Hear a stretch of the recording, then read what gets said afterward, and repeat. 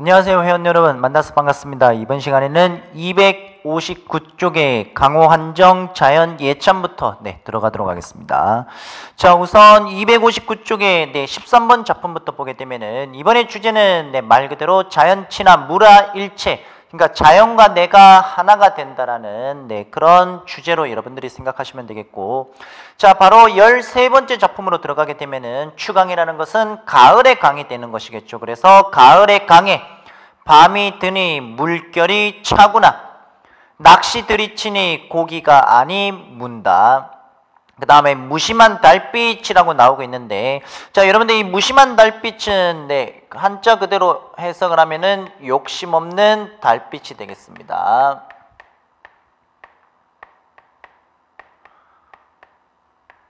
자, 지금 욕심 없는 달빛이 나오고 있으면서, 그리고 이 욕심 없는 달빛의 주체는 뭐가 되느냐? 당연히 자연이 되겠죠, 자연. 자, 그래서 욕심 없는 달빛만 씻고 빈배 저어온다 라고 해서, 자, 마지막이 핵심이 되겠죠. 거기 보시게 되면은 빈배 저어오노라 라고 해서 세속적인 욕망을 버린, 말 그대로 지금 세속적 욕망을 버린,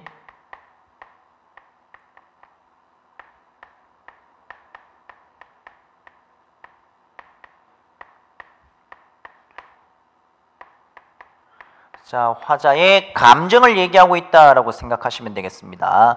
자, 그러면 여기서 말하고 있는 화자의 세속적인 욕망을 버렸다라는 것은 바로 욕심 없는, 무력에 대한 욕심이 없는 이것을 그대로 이렇게 비추어서 볼 수가 있습니다.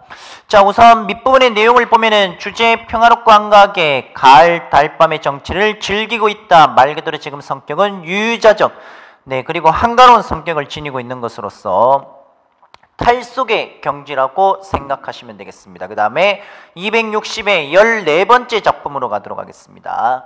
자, 14번째 작품으로 가게 되면은 말이 없는 청산이요.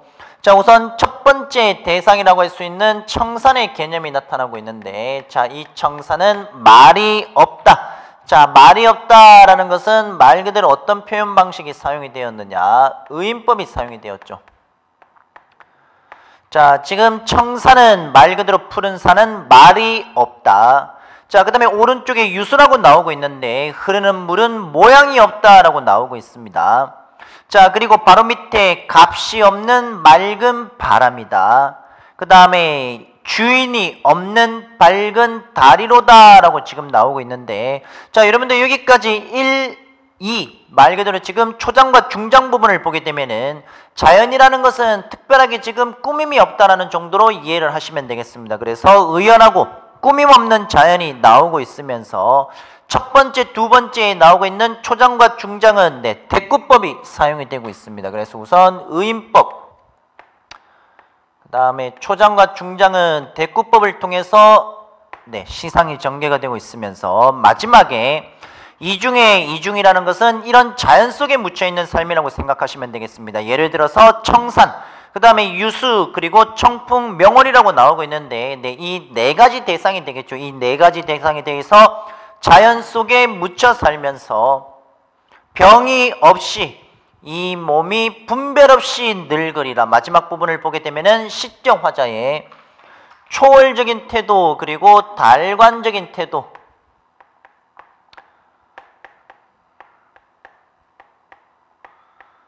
자, 그렇게 초월적인 태도 또는 달관적인 태도를 통해서 어떤 마음을 지니고 있느냐? 바로 위에 나오고 있는 이런 자연 속에서 살고 싶은 화자의 의지를 얘기하고 있다라고 이해를 하시면 되겠습니다. 여기 자연 속에서 살고 싶은.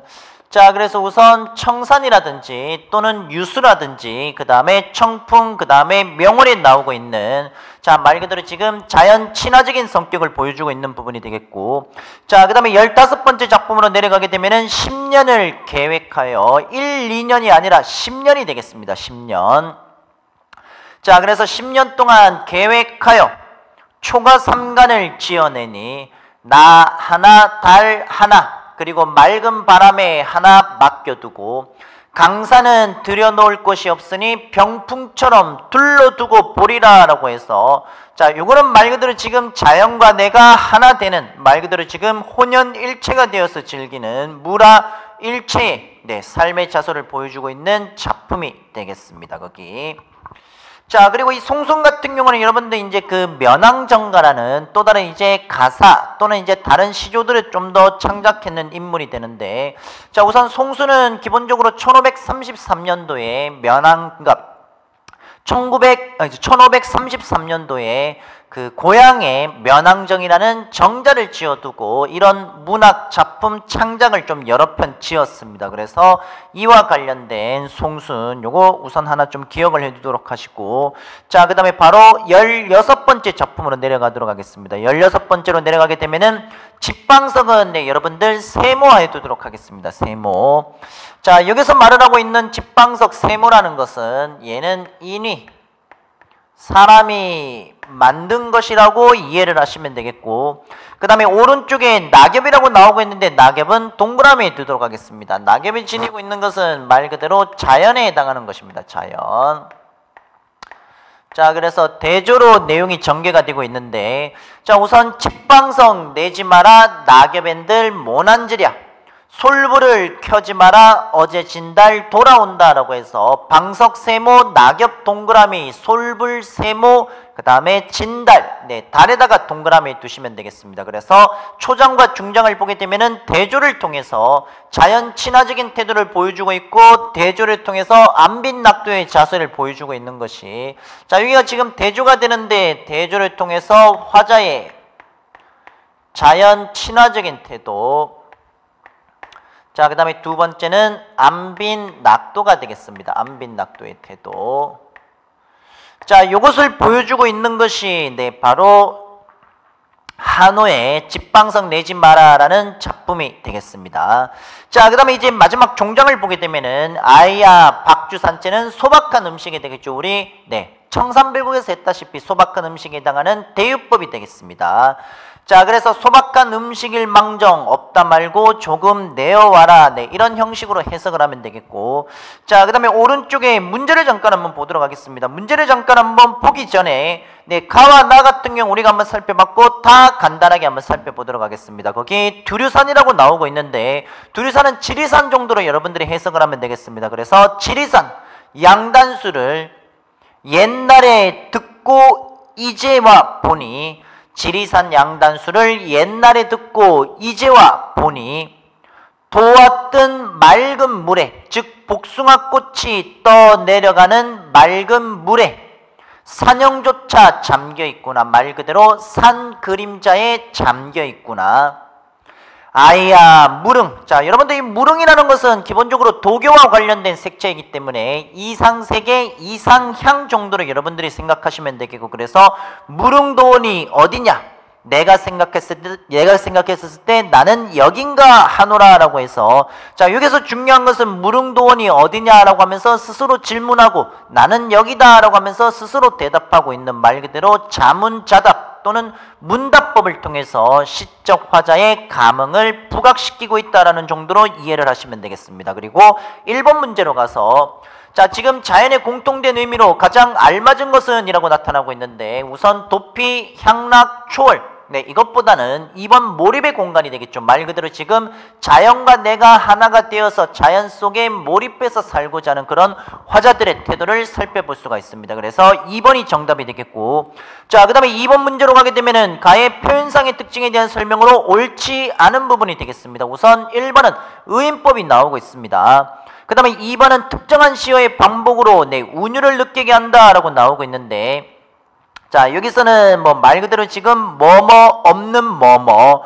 뭐뭐 없는 뭐뭐, 뭐뭐 없는 뭐뭐로다, 뭐뭐이라, 이런 형식으로 지금 문장 반복을 통해서 운율을 살펴볼 수 있습니다. 그리고 자연을 의탁을 해서 화자의 감정을 드러내고 있다라고 하는 부분은 말 그대로 지금 뭐 감정이입이라든지 이런 이제 어떤 하나의 표현상의 특징이 나와야 되는데, 그런 부분은 없기 때문에 정답은 3번으로 이해를 하시면 되겠습니다.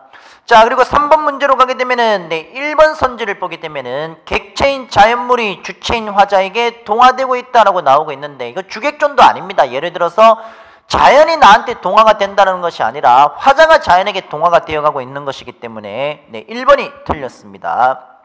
자, 그리고 이제 17번째 작품으로 가게 되면은 이제 남녀 사이의 사랑, 이별, 그리움을 모티브로 하고 있는 작품들이 되는데, 자, 우선 황진이의 시조를 보게 되면은 우선 동짓달 기나긴 밤이라고 해서 남녀 사이의 이별의 정한을 모티브로 하고 있는 작품이라고 생각하시면 되겠습니다. 그런데 자, 여기를 보게 되면은 1년 중에 가장 긴 밤이라고 할 수 있는 바로 동지가 되는데, 자, 동짓달 기나긴 밤이 나타나고 있죠. 자, 이때 내용을 보시게 되면은 동짓달 기나긴 밤이라고 해서 이때 밤은 길고 지루한 밤으로 여러분들이 해석을 하실 수가 있습니다. 왜 그런가 하면은 이미 없는 거지 않습니까? 혼자 있는 밤과 사랑하는 사람이 있는 밤은 네, 약간 차이가 있을 겁니다. 그래서 여기서 가지고 있는 밤은 길고 지루한 밤. 자, 그래서 길고 지루하다라는 하나의 추상적인 의미가 들어가고 있는 시간이라고 생각하시면 되겠죠. 자, 그래서 길고 이 지루한 밤을 오른쪽을 보게 되면은 한 허리 베어내다, 말 그대로 지금 칼로 자르다라는 형식으로 여러분들이 생각하시면 되겠습니다. 그래서 여기서 중요한 것은 여러분들 여기 보시게 되면은 길고 지루한 밤이다라고 해서 네, 추상에 해당하는 시간이 나타나고 있는데, 자, 이런 시간을 길고 지루한 것을 오른쪽을 보시게 되면은 한 허리 베어내다, 칼로 자르다라고 해서 추상이 되지 않습니까? 이 부분이 추상. 자, 그래서 추상이라고 할 수 있는 말 그대로 지금 관념어가 되겠습니다. 추상이라고 할 수 있는 이런 관념어를 눈으로 볼 수 있게끔 어떻게 구체적으로 시각화해서 형상화했다라고 생각하시면 되겠죠. 형상화.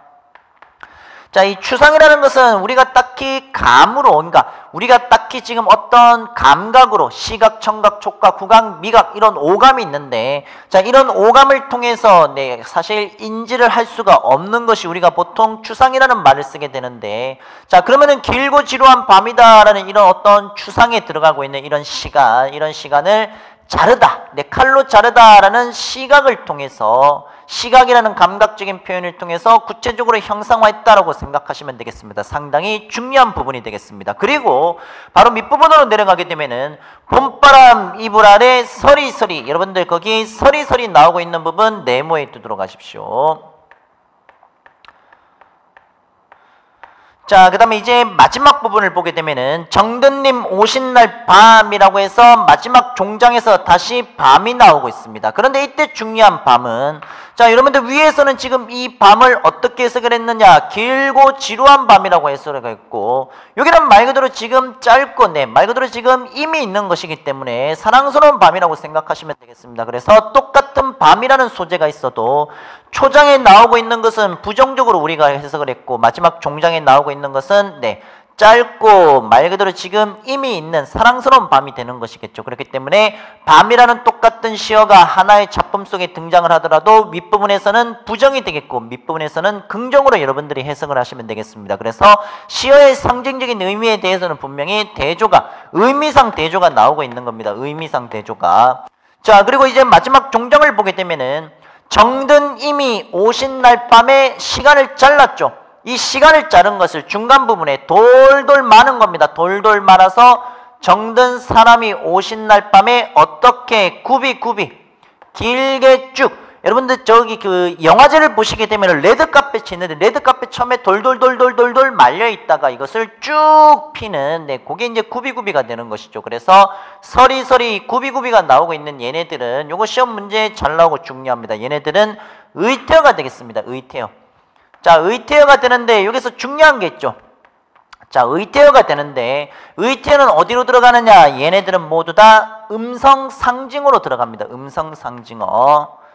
자, 그래서 표현상의 특징으로 우리가 정리를 하면은 의태어가 사용이 되었다, 음성 상징어로 들어가겠고, 의태어 말고도 소리, 시냇물이 졸졸 또는 뭐 냇물이 좔좔 촤촤 이런 것들, 소리를 나타내는 이런 것들은 의성어가 되겠고, 의성어 의태어를 네, 얘네들을 합치면은 얘네들이 바로 음성 상징어가 되는데, 여기서 또 중요한 포인트가 있습니다. 서리서리 굽이는 의태어에 해당하는 건데, 의태어는 주로 순수, 우리 말이 되겠죠. 고유어가 사용이 되겠죠. 자, 그래서 의태어가 사용이 되면은 이렇게 순수 우리말의 묘미를 잘 살리고 있다라는 정도로 하나 더 이해를 하시면 되겠습니다. 그 다음에 밑으로 내려가도록 하겠습니다. 자, 18번째 작품으로 가게 되면은 역시 똑같은 황진이의 기년시조가 되는데 어쩌라고 나오고 있는 것은 바로 감탄이라고 이해를 하시면 되겠습니다. 그래서 내가 한 일이야. 참으로 후회스럽구나. 그러니까 자기 본인이 하고 난 뒤에 일을 후회를 하면서 이런 말을 하고 있습니다.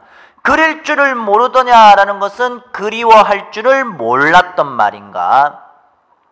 있으라고 했으라면, 그러니까 말 그대로 지금 이시랴 하다면 있으라고 했더라면 가셨으랴마는 제구태여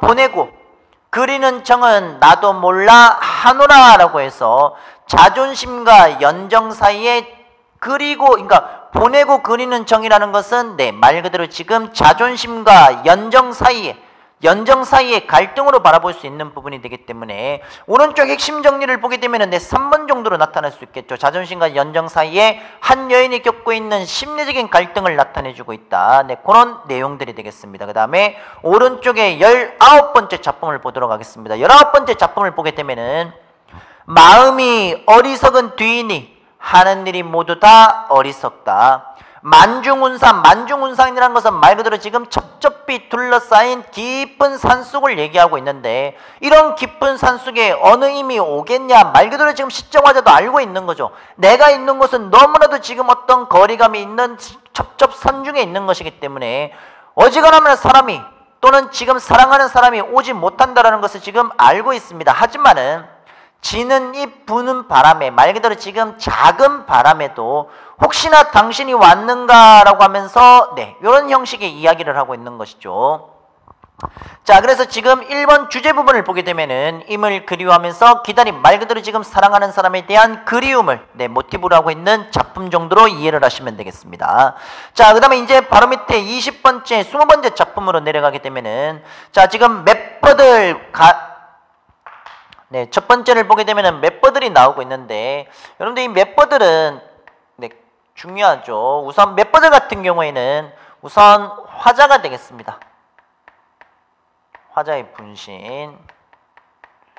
자, 그리고 화자의 뭐를 뜻하느냐? 정성과 사랑을 뜻하죠.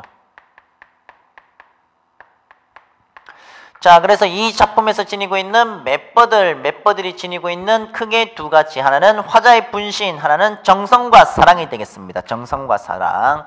자, 그래서 내용을 보게 되면은 맵버들 가지 꺾어 보내노라 임에게라고 해서 보내노라 임에게 이거 잘 나옵니다. 도치법이 되겠습니다. 거기 밑줄에 들어가십시오. 자, 원래 들어가게 되면은 보내노라 임에게가 아니라 뭐가 되느냐? 임에게 보내노라 이렇게 적는 것이 분명히 맞는 것이겠죠. 자, 그렇게 지금 이거와 이게 지금 어떻게 되느냐, 이게 지금 바뀌고 있는 거죠. 앞뒤가 말 그대로 지금 문장의 어순이 바뀌고 있는 것이기 때문에 자, 이렇게 문장의 어순이 바뀌는 것을 우리는 도치법이라고 하겠습니다. 도치법.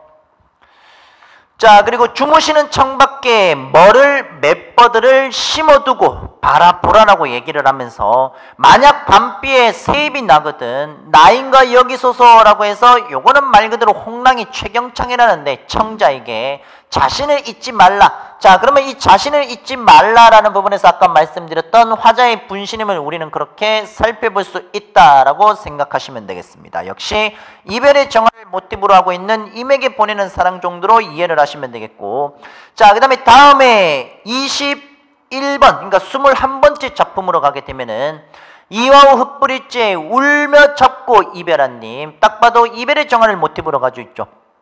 자, 그래서 쭈풍 그러니까 가을 바람이 불면서 낙엽이 떨어질 때 너도 날 생각하는가 천리. 자, 이때 말하고 있는 이 천리라는 것은 뭐 당연히 물리, 심리적인 거리감 둘 다 될 수가 있습니다. 그러면서 외로운 꿈만 오락가락 하노메라고 해서 멀리 떨어져 있는 임에 대한 간절한 그리움을 가지고 있는 것이 바로 이 작품이 되겠습니다. 자, 그 다음에 이제 밑으로 내려가기, 밑으로 내려가기 전에 하나 빠진 부분 있죠. 여러분들 거기 2번 어휘의 의미를 보면 이거 중요합니다. 이화우라고 나오고 있는 것은 이화. 네, 말 그대로 요거는 봄을 지니고 있는 봄에 해당하는 내용이 되겠고, 그리고 추풍 낙엽은 가을이 되겠죠, 가을. 자, 가을이 되는데, 자, 여기서 말하고 있는 이 봄과 가을이라는 것은 시간적인 거리감이라고 하는 오른쪽에 나오고 있을 겁니다. 네, 요거 하나 체크해 두시면 되겠습니다. 요거. 자, 그래서 시간적인 거리감을 뜻한다라는 거, 봄과 가을, 요거 하나 기억해 두시고 문제로 내려가도록 하겠습니다. 문제로 내려가게 되면은 가다에 나타나고 있는 공통된 태도, 말 그대로 지금 임에 대한 그리움, 이별의 정환을 모티브로 하고 있는 것이기 때문에 1번 문제의 정답은 4번이 되겠습니다. 자, 그리고 2번 문제로 가게 되면은 가의 표현상의 특징으로 옳지 않은 것은 이라고 나타나고 있는데, 자, 지금 가에서는 딱히 자연물의 감정을 이입을 했다, 감정이입의 대상을 살펴볼 수가 없습니다. 여러분들 1번 선지를 보게 되면은 시간을 구체적인 사물로 형상화했다라고 해서 1번 상당히 중요한데, 시간을 구체적인 사물로 형상화했다는데 요거 여러분들 좀 잘 기억해 두도록 하시고, 됐으면은 삶의 정서, 네, 22번으로 내려가도록 하겠습니다. 자, 우선 22번째 작품을 보게 되면 춘산의 눈 녹인 바람이라고 해서 여기 위에다가 하나 추가해서 메모해 두시면 되겠습니다. 요거 탈로가가 되겠습니다. 탈로가. 자, 요 탈로가라는 것은 늙음에 대한 탄식으로, 네, 생각하시면 되겠습니다. 늙음에 대한 탄식.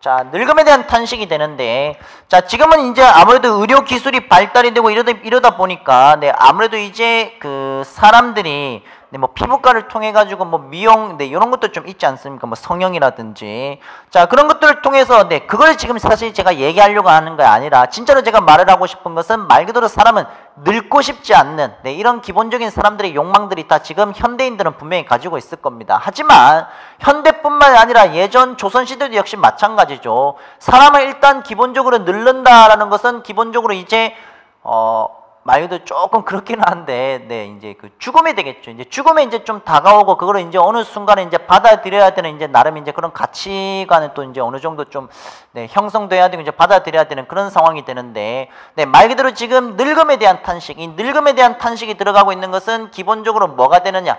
젊음에 대한 욕구로 우리가 이제 바라볼 수가 있는 거겠죠. 젊음. 자, 그래서 이 탈로가도 역시 마찬가지, 제가 여기 적어뒀던, 네, 삶에 대한 정서 중에 하나로 들어가고 있는 부분이 되겠습니다. 그래서 늙음에 대한 한탄을 잡고 있는 내용을 바로 한번 보도록 하겠습니다. 우선 춘산이라고 나오고 있는데, 자, 지금 봄산에 눈 녹인 바람, 이 바람이라는 것을 한번 생각해 보도록 하시죠. 바람이 불고 말 그대로 지금 따뜻한 바람이 불지 않습니까? 그러다 보면은 당연히 지금 봄산의 눈은 녹을 수밖에 없습니다. 그러다 보니까 지금 바람이 잠깐 불고 갔는데 그 눈이 없다라고 얘기를 하고 있죠. 이게 무슨 말인가 하면은, 네, 조금 더 우리가 좀 이면적인 의미에 대해서 살펴봤을 때 바로 이 젊음이 되겠죠. 젊음이 그렇게 순식간에 청춘이 지나갔다라는 정도로 이해를 하면 되겠습니다. 그 다음에 잠깐 동안 빌려다가 머리 위에 불게 하고 싶구나. 무슨 말이냐, 머리가 지금 백발이 되어서 하얗게 샜기 때문에, 네, 그 바람을 빌려와서 내 머리 위에 불게 하고 싶은, 말 그대로 다시 젊어지고 싶어하는 욕구라고 생각하시면 되겠습니다. 자, 그 다음에 이제 마지막 귀 밑에 백발을, 귀 밑에 해묵은 설이라고 되어 있는데, 귀 밑에 백발을 녹여볼까 하노라라고 해서 늙음에 대한 한탄이지만은 뭐 완전 부정적으로 가는 것이 아니라 말 그대로 지금 상황 자체가 우스꽝스럽지 않습니까? 그렇기 때문에 뭐 이 늙음에 대해서 젊어지고 싶어하는 뭐 그런 늙음에 대한 탄식 정도로 이해하시면 되겠고, 두 번째, 이 늙음에 대해서 어느 정도 이 늙음을 받아들였고 어느 정도, 그리고 네, 달간적인 태도를 지니고 있는 것이기 때문에 이런 시조의 형식도 쓸 수가 있는 것이거든요. 그렇기 때문에 달간적인 태도라든지, 네, 이런 성격도 살펴볼 수 있습니다. 자, 그 다음에 23번으로 내려가도록 하겠습니다. 23번도 역시 마찬가지 늙음에 대한 한탄에 해당하는 작품이 되는데, 자, 지금 한 손에 막대를 짚니다. 그리고 한 손에는, 또 다른 한 손에는 지금 가시를 이렇게 진다는 얘기가 되겠고, 늙은 길 가시로 막고 그리고 오는 백발 막대로 친다고 얘기를 하고 있습니다. 무슨 말이냐? 지금 초장과 중장을 보게 되면은 늙음을 막는다는 얘기죠. 자, 그런데 이 늙음을 막는다라고 했었을 때 길을 보시게 되면은 늙는 길이라고 나오고 있습니다. 역시 늙음이라는 추상, 이 늙음이라는 추상에 해당하는 관념을 구체적인 길로 표현하고 있다라고 이해를 하시면 되겠고, 자, 그다음에 오른쪽도 역시 마찬가지 백발이 나오고 있는데, 백발은 말 그대로 하얀 머리를 얘기하겠죠. 흰머리를 얘기하는데 역시 늙음이 되겠습니다. 그래서 이 늙음을 백발로 역시 시각적으로 구체화하고 있다라고 생각하시면 되겠습니다. 자, 그 다음에 마지막 종장을 보면은 백발이 먼저 알고 지름길로 오더라라고 해서 결국 이 늙음이라는 것은 막을 수가 없다라는 것이죠. 자, 그 다음에 이제 다음 쪽 핵심 정리로 가게 되면은 주제, 성격, 특징에 대해서 여러분들 거기 대꾸법, 의인법 요런 것들. 자, 그리고 요거 내용상으로는 대조가 맞겠죠. 내용상으로. 자, 그 다음에 이제 24번 작품으로 가도록 하겠습니다. 24번 작품은 그냥 봄날에 그냥 봄밤의 슬픔이 됩니다. 슬픔. 그러니까 여기서 말하고 있는 슬픔은 사실 뭐 딱히 이유가 있다기보다는 그냥 어느 순간에, 요즘식으로 얘기하면 어느 순간에 그냥 마음이 기분이 울적하고 좀 센치해질 때가 있지 않습니까? 그 정도로 여러분들 이해하시면 되겠습니다. 예를 들어서 이화가 나오고 있고 월백이 나오고 있고 은환이 나오고 있는데, 여러분들 이 이화 같은 경우에는 하얀 백꽃, 말 그대로 지금 봄의 계절감을 드러내주는 소재가 되겠고, 월백도 다른 달인데 흰 달이 되겠죠. 자, 그 다음에 은하수 자체는 이제 하얀색의 이미지를 지니고 있는 것이기 때문에 이화도 그렇고 월백도 그렇고 은환도 그렇고 모두 다 백색, 시각적인 이미지를 나타내주고 있습니다. 그래서 하얀 백꽃에 달이 환하게 비치고, 은하수는 삼경이라는 것은 밤 11시에서 새벽 1시 자정 정도로 이해하시면 되는데, 자정을 알리는 때에 일지춘심, 말 그대로 지금 배나무 한 가지에 어려있는 봄밤의 정서를 소쩍새가 알고서 우는 것이라마는, 마지막 정이 많은 것도 병인양하여 잠을 못다 이루다라고 하면서 나오고 있는 내용들. 자, 그래서 요거는 그냥 단순하게 봄밤에 대한 슬픔, 봄밤에 대한 애상적인 정서를 지니고 있다고 생각하시면 되겠죠. 그리고 이 작품에서는 제가 처음에 초장 때 말씀드린 것처럼 그 초장을 보게 되면은 흰색의 이미지가 3개의 시어가 나오고 있는데, 1번 이화가 되겠죠. 백꽃이 되겠습니다. 하얀 백꽃. 두 번째는 하얀 달, 세 번째는 은하수. 자, 얘네들은 지금 백색 이미지가 되겠고, 바로 밑을 보게 되면은 자규가 나오고 있습니다. 이 자규는 소쩍새의 울음소리 정도로 이해를 하시면 되는데, 자, 윗부분에서는 지금 시각적인 이미지, 바로 밑에서는 지금 자규, 이 자규 소쩍새의 울음, 즉 청각적인 이미지를 통해서, 자, 위에서는 지금 백색이다라고 나오고 있는 이화, 월백, 은하는 순수, 순수한 의미를 지니고 있는 것이고, 그 다음에 마지막 바로 밑에서 나오고 있었던 이 자규라는 것은 청각적 심상을 통해서 고독을 나타낸다라고 생각하시면 되겠습니다. 고독. 자, 그 다음에 되셨으면은 바로 밑에 25번 작품으로 내려가도록 하겠습니다. 25번 작품으로 내려가게 되면은 산은 옛 산이로되라는 황진이의 시조가 되겠습니다. 자, 우선 산이 있고 오른쪽에 물이 있는데 산과 물은 대조가 되겠습니다. 대조. 자, 우선 첫 번째 산을 보게 되면은 산은 옛 산이로되, 산은 변함이 없죠. 불변성이 되겠습니다. 변하지 않는 존재. 물은 옛물이 아니로다라고 해서 물은 가변이 되겠죠. 그러면 산은 불변이고 물은 가변, 불변과 가변이라는 대조가 되는 것이고, 주야에 흐르다, 밤낮 쉬지 않고 흐르니, 당연히 밤낮 쉬지 않고 흐르니까 저 물이 옛날의 물이 아니다라는 얘기가 되겠죠. 자, 그 다음에 이제 마지막 인걸, 훌륭한 사람도 물과 같다. 그래서 각오는 다시 돌아오지 않는다라고 해서 마지막 부분 각오하니 오노메라라는 부분은 인생무상을 나타내고 있는 부분이 되겠습니다. 그래서 바로 밑에 나오고 있는 주제 인생무상이 되겠습니다. 인생무상. 자, 그 다음에 26번에 해당하는 작품은 효가 됩니다. 효. 부모님이 살아계실 때 효를 다 해야 된다라는. 자, 예를 들어서 지금 반중 조온감이라고 나오고 있는데, 소반 위에 놓인 붉은 감이 되겠죠. 곱게도 보이는구나. 자, 여기서 지금 유자가 나오고 있는데, 유자는 고사 바로 밑에 내용이 나오고 있습니다. 자, 유자가 아니더라도 품어갈만 하지만, 말 그대로 지금 유자가 집에 계신 부모님을 위해서 품에 감을 가지고 가는 옛날 고사가 되겠습니다. 그래서 내가 유자가 아니더라도 뭐 품어 갈 만하지만 이 문제는 품어가도 이 감을 드실 부모님이 계시냐, 좀 슬프죠. 그래서 품어가도 반길 사람이 없는, 그걸로 인해 서러워하고 있다라고 해서 결국 주제는 지극한 마음으로 돌아가신 부모님을 그리워하고 있다라고 해서 오른쪽에 풍수지탄 나오고 있습니다. 풍수지탄 하나 체크해 주시면 되겠습니다. 한자성어. 자, 그 다음에 이제 문제로 내려가서 1번 문제를 보게 되면은 가에서 다에 대한 설명으로 옳지 않은 것은 이라고 되어 있는데 딱히 다에서는 공감각적인 이미지를 활용한 부분을 살펴볼 수가 없습니다. 자, 그 다음에 이제 2번 문제로 가게 되면은 2번도 사실 쉽게 해결이 될 수 있겠죠. 2번 여러분들 한번 푸시면서 해결하시면 될 것 같고, 자, 이제 문제는 이제 3번이 되겠습니다. 이 3번을 보게 되면은 의인법이 나오고 있고 대꾸법이 나오고 있고 대조법이 나오고 있습니다. 근데 여기서 대조법은 형식상 대조는 사실 성립되기가 조금 힘듭니다. 왜 그런가 하면은 형식상 대조라는 것은 말 그대로 지금 이런 이제 대조가 이제 나와야 되는데 그런 대조는 사실 없는 거죠. 자, 여기서 지금 대조가 답이 아닌 이유는 내용상 대조를 이루고 있다라고 생각하시면 되겠습니다. 말 그대로 이런 형식, 구조적인 대조는 아니고 내용, 늙음과 젊음이라는 내용상의 대조가 들어가고 있다라는 정도로 이해를 하시면 되겠고, 그 다음에 선지 4번을 보게 되면은 반어법은 없습니다. 반어법은. 자, 그래서 이 3번 문제는 나에서 사용되고 있는 표현 방법이 아닌 것은, 자, 요거는 구조로 묻느냐 아니면은 내용으로 묻느냐에 따라서 답이 하나가 될 수 있고 두 개가 될 수 있습니다. 3번 문제에서 말을 하고 있는 것은 우선 내용이 되겠습니다. 내용에 해당하는 표현 방법이 아닌 것은 이라고 묻고 있는 문제로 생각하시면은 4번 반어법 그대로 가주시면 되겠고, 구조상 대조라고 해서 말 그대로 이게 진짜 이제 대조를 지니고 있느냐, 이 구조가 되겠습니다. 구조상 대조는 아니기 때문에 구조상 대조로 한다라고 하게 되면은 요거는 두 개가 정답이 될 수 있겠죠. 하지만은 저희는 3번 문제에서 구조상이 아니라 내용으로 문제를 푸시면 되겠습니다. 그래서 내용으로 문제를 풀었을 때는 선지 4번 반어법 얘가 맞습니다.